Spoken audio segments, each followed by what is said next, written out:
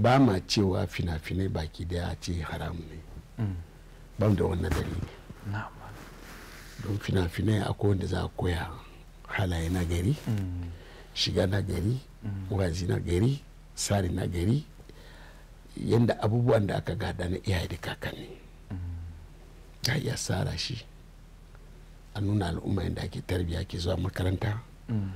ko yadda ake koyi sana'a yadda kuma a nuna yadda ake koyi ilimi wannan za a iya yin sa to amma bature ma da ya tsara waɗannan abubuwa wannan abubuwan da muke talabijin da abubuwa da abin da ake da za su saya suna wannan abubuwan da ake yi na saraici da fasikanci da fujur su ma je koyi na saboda kagin bature wanda yake fasikanci a bayane to ba baturen kirki ba ne daga cikin yayuwan nasu ne gama gari mutane ne to amma yanzu saboda mutanenmu duk wanda ya ji turanci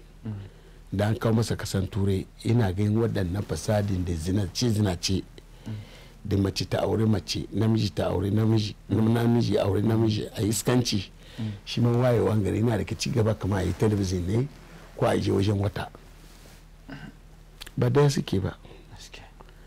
a yi ilimi a je wata a yi ilimi a bincika tauraruwa a yi ilimi a gane yadda duniya ke tafiya a ilimi na abin da ke cikin ceku a ilimi na halittun Allah bincike magunguna daban yake tafiya sarare da fajirci da jinaci ina hana neman ilimin